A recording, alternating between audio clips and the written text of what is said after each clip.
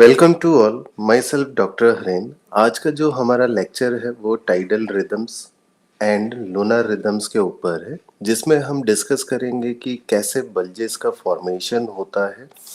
इसके बाद हम डिस्कस करेंगे कि स्प्रिंग टाइड किसे कहते हैं, फिर हम डिस्कस करेंगे कि नीप टाइड किसे कहते हैं।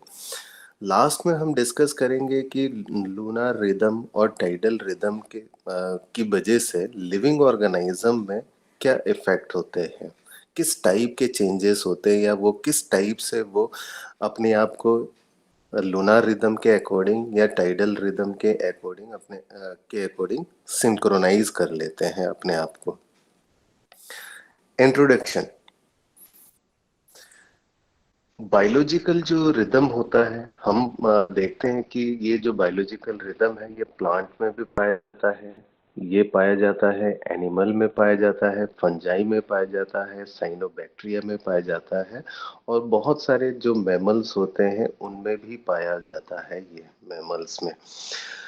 और ये जो बायोलॉजिकल रिदम होते हैं ये सिंक्रोनाइज्ड हो जाते हैं इंडोजीनियस क्लॉक के साथ, in the absence of environmental cues के एब्सेंस में या उनके प्रेजेंस में ये सिंक्रोनाइज्ड हो जाते हैं बायोलॉजिकल क्लॉक के साथ।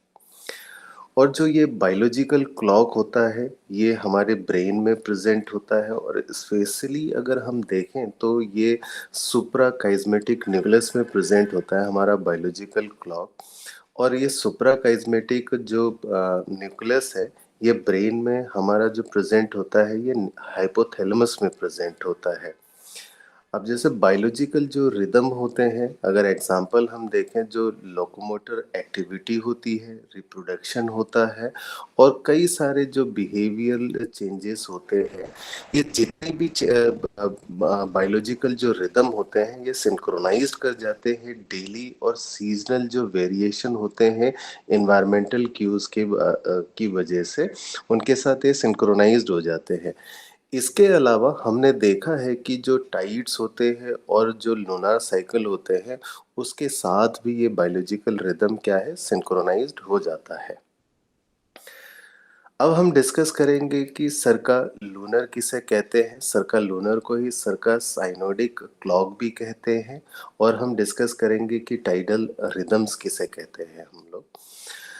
अब जो बायोलॉजिकल जो क्लॉक्स होते हैं ये सिंक्रोनाइज्ड हो जाता है, जो मून फेजेस होते हैं उनके साथ सिंक्रोनाइज्ड हो जाता है। तो इस टाइप के जो बायोलॉजिकल क्लॉक होता है उसको सर्का लूनर कहते हैं हम लोग, या सर्का साइनोडिक क्लॉक हम लोग बोलते हैं। अब हमने देखा है कि जो हमारा जो सी का जो लेवल होता है ये रेगुलर क्या होता है, चेंज होता है। यही जो सी का लेवल जो चेंज होता है ये मून की वजह से होता है और सन की वजह से होता है। इसी को हम टाइडल रिदम बोलते हैं। अब जब हाई टाइड होता है तो जो हमारा सी होता है ये क्लोज होता है, किसके, लैंड के बिल्कुल क्लोज होता है। और जब लो टाइड होता है तो क्या होता है, बिल्कुल ये अवे होता है, किसके, लैंड से। हमारा ये अवे होता है, हमारा यानी लैंड से दूर होता है वाटर। अब जरा हम इसको इस पिक्चर से समझने की कोशिश करते हैं कि हम देख रहे हैं कि ये जो हमारा ये जो लाइन है ये इंडिकेट कर रहा है, एक लैंड को इंडिकेट कर रहा है, और ये वाला लाइन हमारा क्या है, वाटर लेवल को इंडिकेट कर रहा है। तो ये हमारा वाटर लेवल है। तो इस तरीके से वाटर लेवल है। तो यहाँ हम देख रहे हैं कि जो हमारा लैंड है ये क्या है कि ये एक्सपोज है, यानी एक्सपोज है। यानी एक्सपोज कहने का मतलब है जो लैंड है क्या है कि ज़्यादा हमारा दिखाई दे रहा है, एक्सपोज है। तो इस कंडीशन को हम लोग कहते हैं लो टाइड कहते हैं इस कंडीशन को। अब नेक्स्ट अगर हम कंडीशन की बात कर ले, सेम ये जो हमारा लाइन है ये इंडिकेट कर रहा है लैंड को, और जो ये हमारा जो लाइन इंडिकेट कर रहा है ये वाटर लेवल को इंडिकेट कर रहा है। तो ये हमारा यानी ये वाटर लेवल है, तो हम इसे वाटर लेवल को इस तरीके से शो कर देते हैं। तो इस कंडीशन में हम देख रहे हैं कि जो लैंड है हमारा ये क्या है, हमारा ये लेस एक्सपोज है, यानी हमारा लैंड कम दिखाई दे रहा है यहाँ पे। क्यों? क्योंकि यहाँ पे हम कह रहे हैं कि जो वाटर का जो लेवल है, वाटर जो लेवल है यहाँ पे ये इंक्रीज हो गया है, इंक्रीज हो गया है। तो इस कंडीशन को हम क्या कहते हैं कि हाई टाइड कहते हैं। इस कंडीशन को हम हाई टाइड कहते हैं। अब हमें पता है कि जो हमारा जो मून है ये क्या होता है, रिवॉल्व होता है अराउंड द अर्थ, यानी अर्थ के चारों तरफ ये क्या है, रिवॉल्व होता है। और मून में ग्रेविटी होती है और उसके ग्रेविटेशनल पुल की वजह से जो सीज होते हैं, सीज के जो वाटर होते हैं इसको अपनी तरफ ये पुल कर लेता है, जिसकी वजह से बल्जेस का फॉर्मेशन हो जाता है। और ये इसी बल्जेस को हम लोग कहते हैं हाई टाइड कह देते हैं। वहीं पे हमें पता है कि जो अर्थ होता है ये रोटेट करता है अपने ही एक्सेस पे, और ये तकरीबन जो रोटेट होता है ये 24.8 आवर्स के अंदर ये रोटेट होता है। और जो हमारा हाई टाइड होता है ये एवरी 12.4 आवर्स में क्या होता है, ये रिपीट होता है। तो ये हमारा जो हमने कहा कि जो हाई टाइड होता है ये तकरीबन 12.4 आवर्स में ये रिपीट होता है। अब हम यहाँ समझेंगे कि जो बल्जेस का जो फॉर्मेशन होता है कैसे होता है। बल्जेस यानी हाई टाइड का फॉर्मेशन किस तरीके से होता है, हम यहाँ देख रहे हैं पिक्चर में। तो ये हमारा मून है और ये हमारा अर्थ है, अर्थ है। तो हम यहाँ देख रहे हैं कि जो मून है हमारा, ये मून क्या करता है कि इसकी ग्रेविटेशनल जो फोर्स होता है, एक ग्रेविटेशनल फोर्स की वजह से जो यहाँ जो अर्थ में जो सी वाटर होते हैं इसको अपनी तरफ क्या करता है, ये पुल करना स्टार्ट कर देता है। तो ये पुल हो रहा है। अब पुल होने की वजह से क्या हो जाता है कि यहाँ पे बल्जेस का फॉर्मेशन होना स्टार्ट हो जाता है, यानी बल्ज का फॉर्मेशन होना स्टार्ट हो जाता है बल्जेस का। अब जैसे ही यहाँ बल्जेस का फॉर्मेशन होता है मून के ग्रेविटेशनल फोर्स की वजह से, बिल्कुल इसके अपोजिट में भी क्या होता है, बल्ज का फॉर्मेशन होता है। बल्जेस का फॉर्मेशन होता है बिल्कुल अपोजिट में। अब यहाँ जो बल्जेस का फॉर्मेशन होता है वो सेंट्रीफ्यूगल फोर्स की वजह से होता है, यहाँ बल्जेस का फॉर्मेशन। अब यहाँ हम देख रहे हैं कि जो बल्जेस का फॉर्मेशन हुआ है तो यही बल्जेस को हम लोग क्या कहते हैं, हाई टाइड कहते हैं। हम हाई टाइड कहते हैं। तो ये बिल्कुल अपोजिट डायरेक्शन में भी जो बल्जेस का फॉर्मेशन हुआ तो हम इसको हाई टाइड कहते हैं। और हमारा यहाँ क्या है कि इधर की तरफ लो टाइड है। अब हमें ये याद रखना है कि जो हमारा अर्थ है, हमने कहा कि जो ये अर्थ है जो ये रिवॉल्व होता है 24.8 आवर्स ये में ये एक कंप्लीट रेवोल्यूशन कर लेता है, यानी पूरा कंप्लीटली रिवॉल्व हो जाता है अपने ही क्या है, ओन एक्सेस पे। ओन एक्सेस पे ये रिवॉल्व होता है। अब रिवॉल्व होने की वजह से क्या होता है कि 12.4 आवर्स होते हैं तो इसमें एक पहला हाई टाइड बनता है, फिर उसके बाद जो हाई टाइड जो हमारा ये रिपीट होता है हाई टाइड, तो ये 12.4 आवर्स में ये रिपीट होता रहता है हाई टाइड। अब हम डिस्कस करेंगे कि स्प्रिंग टाइड किसे कहते हैं। तो स्प्रिंग टाइड को समझने के लिए हम इस पिक्चर से समझते हैं। अब ये हमारा सन है, तो यहाँ हम सन को देख रहे हैं। तो सन है और ये हमारा अर्थ है। तो सन और अर्थ के बीच में अगर मून आ जाए, सन और अर्थ के बीच में अगर मून आ जाए तो इस कंडीशन को हम लोग कहते हैं न्यू मून कंडीशन कह देते हैं। अब इस कंडीशन में क्या होता है कि हमने कहा कि जो हमारा मून है ये क्या करता है, ग्रेविटेशनल फोर्स की वजह से जो सी वाटर है इसको क्या करना स्टार्ट कर देता है, पुल करना स्टार्ट कर देता है अपनी तरफ से। पुल करने की वजह से क्या हो जाता है कि बल्जेस का फॉर्मेशन हो जाता है। सेम ये अपोजिट डायरेक्शन में भी क्या होता है, बल्जेस का फॉर्मेशन होता है इस वाले रीजन में भी।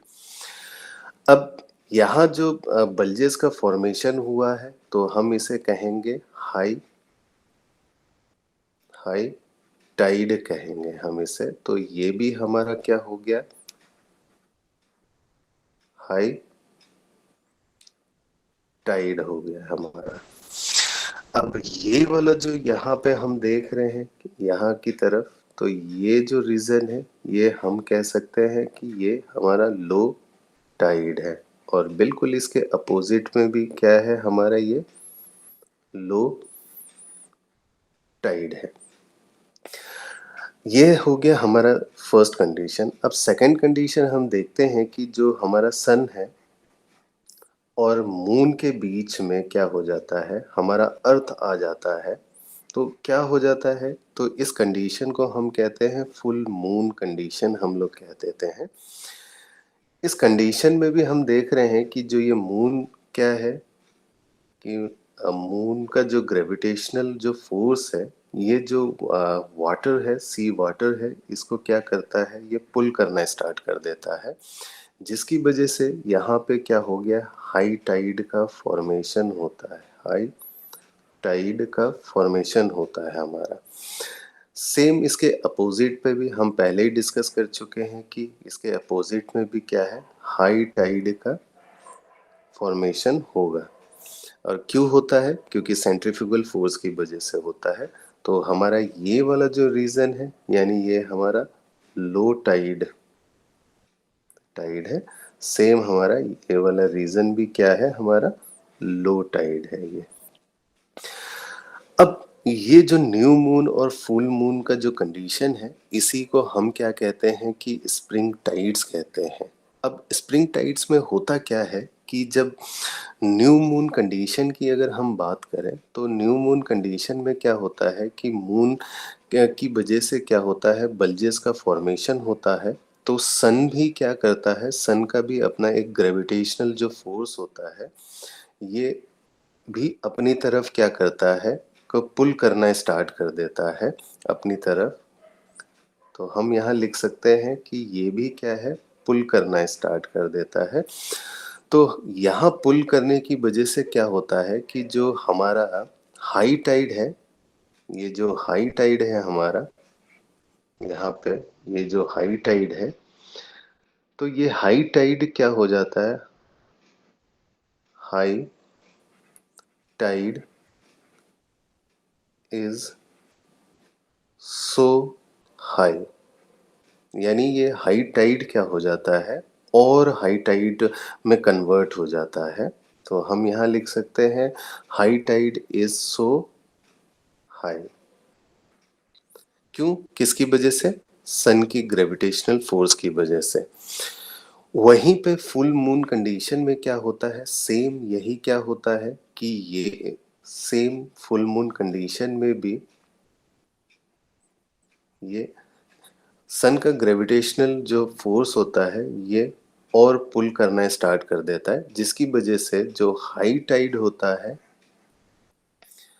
और जो हमारा यहाँ पे हाई टाइड होता है, ये हाई टाइड क्या है, हम कह सकते हैं कि हाई टाइड इज क्या है, सो हाई, यानी हाई टाइड और हाई टाइड हो जाता है स्प्रिंग टाइड्स कंडीशन में।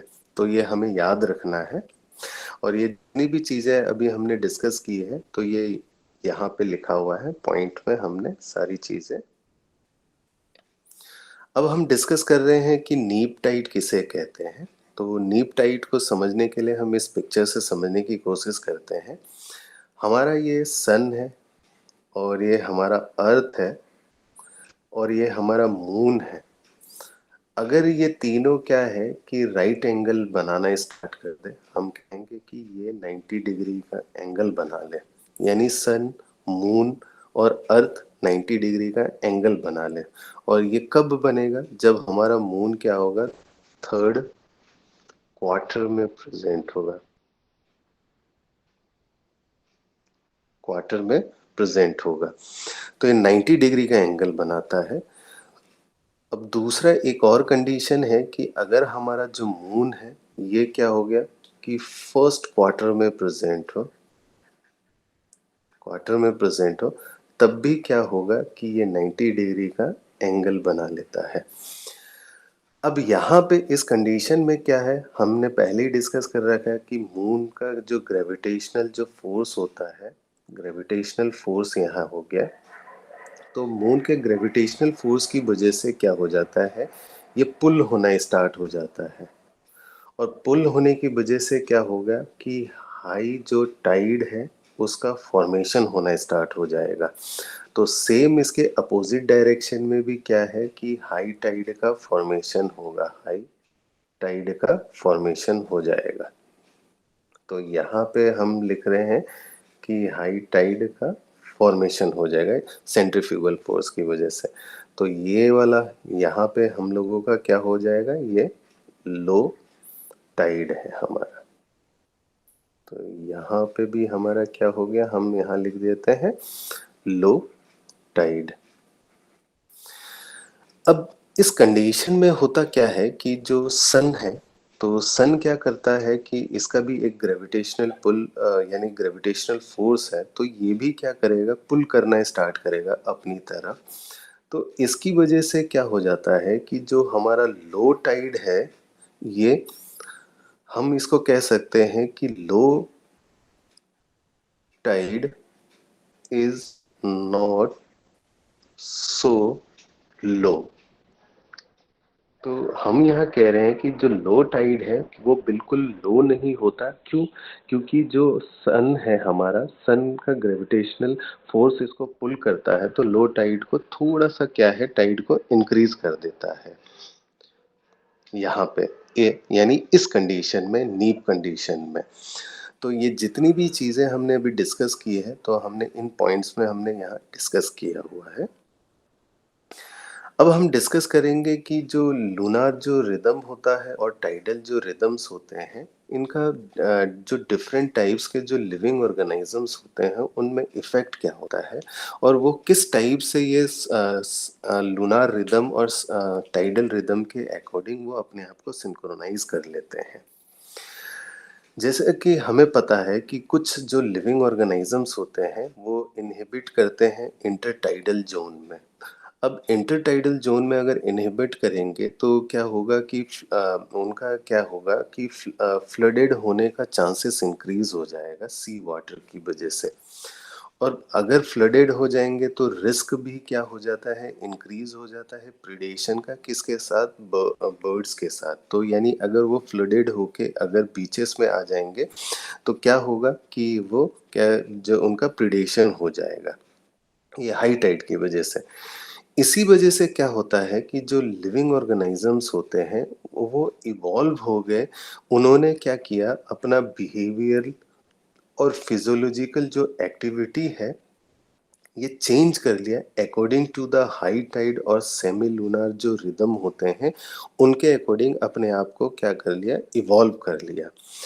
इसका जो सबसे अच्छा जो एग्जाम्पल है हम लोगों का, वो फिडलर क्रैब नाम से है, एक लिविंग ऑर्गेनिज्म है। ये फिडलर क्रैब्स क्या होते हैं कि जब ड्यूरिंग द जो हाई टाइड होता है, ड्यूरिंग द हाई टाइड के टाइम पे, तो हाई टाइड के टाइम पे हमने देखा है कि ये जो फिडलर जो क्रैब्स होते हैं, ये क्रैब्स क्या होते हैं कि अपने जो ब्यूरो होते हैं, यानी अपने जो जहाँ पे ये रहते हैं, तो ब्यूरोज से ये बाहर आ जाते हैं। तो ये जो चेंजेस है, ये चेंजेस क्या है, फिजियोलॉजिकल और बिहेवियरल, इन्होंने अपने आप को एडेप्ट कर लिया है इस तरीके से, ताकि हाई टाइड के टाइम पे वो क्या हो, अपने बोरोस से क्या हो जाए, ये बाहर आ जाए। तो बोरोस से जब बाहर आ जाते हैं तो ये हाई टाइड पे बाहर आ जाते हैं। और जब लो टाइड होता है तो लो टाइड के टाइम पे ये क्या करते हैं कि ड्यूरिंग द लो टाइड ये क्या करते हैं, जो बोरोज होते हैं उनको रिपेयर करते हैं, फिर उसके बाद कोट शिप करते हैं।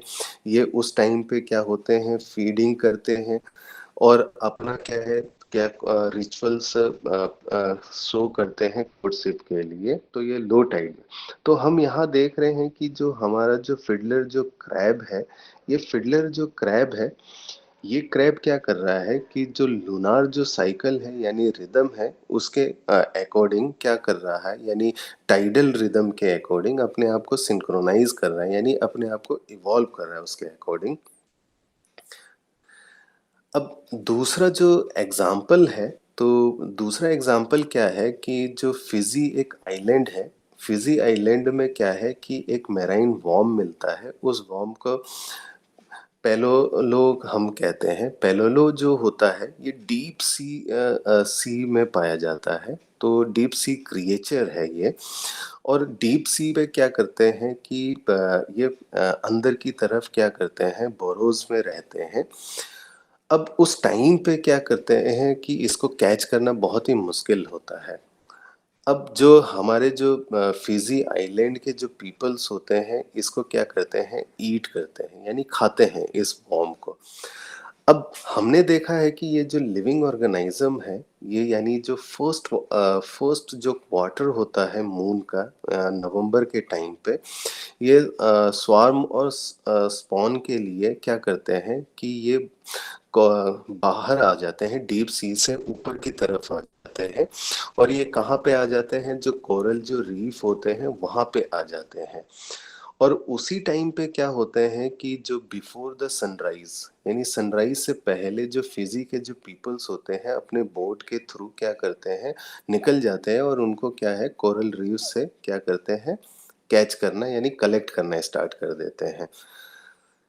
इसके अलावा जो थर्ड हमारा एग्जाम्पल है, एक मेराइन पॉलीकेट है, जिसको हम एक जो अगर हम देखते हैं, अगर इसका मॉर्फोलॉजी, ये लॉन्ग क्या होता है, वॉर्म लाइक क्रिएचर होता है। ये भी क्या है, बोरोज में रहता है।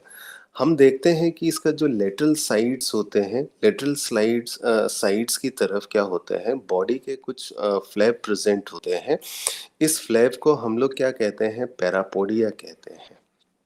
और ड्यूरिंग क्या करते हैं कि ड्यूरिंग द ब्रीडिंग सीजन, जब ब्रीडिंग सीजन होता है तो ये जो सी वॉर्म होते हैं, ये ब्राइलेंटली जो कलरफुल हो जाते हैं, यानी कलरफुल हो जाते हैं, और इनका जो साइज होता है इंक्रीज होना स्टार्ट हो जाता है। और हमने देखा है कि जो पैरापोडिया है और जो आईज है और जो टेंटिकल्स होते हैं, ये भी क्या हो जाते हैं, इनलार्ज हो जाते हैं। इसी फॉर्म को हम लोग क्या कहते हैं, सेक्सुअल फॉर्म बोल देते हैं, जिसको हम हेटेरोनिरीज बोलते हैं।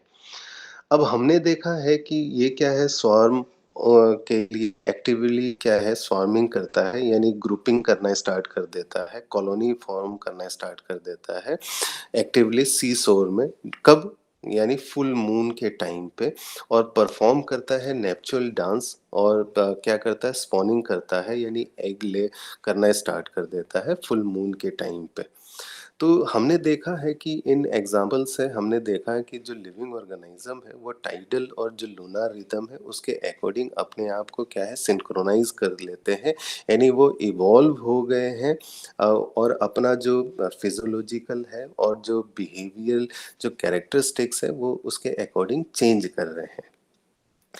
आज हमने डिस्कस किया कि जो बल्जेस का फॉर्मेशन कैसे होता है, फिर हमने डिस्कस किया कि स्प्रिंग टाइड का किसे कहते हैं, फिर हमने डिस्कस किया नीप टाइड किसे कहते हैं, फिर हमने डिस्कस किया कि जो लूनर रिदम है और टाइडल रिदम है, इसका इफेक्ट क्या होता है डिफरेंट टाइप के जो लिविंग ऑर्गेनिजम्स में।